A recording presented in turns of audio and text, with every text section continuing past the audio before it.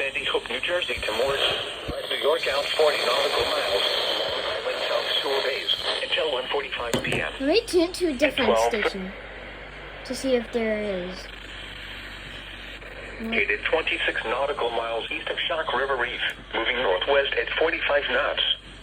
Hazard, water spouts and wind gusts in excess of 50 knots. Source, radar indicated. Impact, water spouts can easily overturn boats and create locally hazardous seas. Boats could suffer significant structural damage in high winds. Small craft could capsize in suddenly higher waves. The severe thunderstorm will be near Barnum Island and Island Park around 1:30 p.m. A tornado watch remains in effect until 4 p.m. for southeastern New York. Move to safe harbor until hazardous weather passes.